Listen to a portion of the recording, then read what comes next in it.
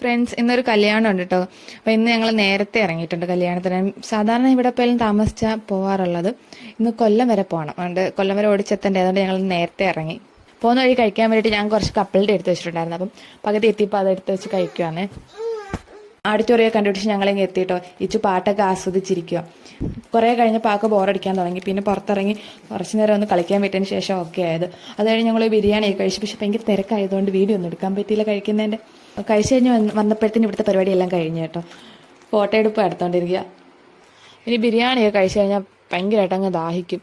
അപ്പം ഞങ്ങൾ വരുന്ന വഴിയിൽ എന്തെങ്കിലും കുടിക്കാമെന്ന് പറയാമെങ്കിൽ നാരങ്ങ വെള്ളം വല്ലതും കുടിക്കാമെന്ന് പറഞ്ഞാൽ ഇക്ക മോരും വെള്ളം കഴിച്ചു. അതിൻ്റെ ഇച്ചിരി ഇച്ചുവിന് കഴിക്കാൻ കൊടുത്തതാണ്. ഞാൻ നാരങ്ങ വെള്ളം കുടിച്ചത്, അതും ഇച്ചിരി ടേസ്റ്റ് ചെയ്യാൻ കൊടുത്തു. ഇച്ചുവിന് എല്ലാ രുചികളും അറിഞ്ഞിരിക്കണ്ടേ.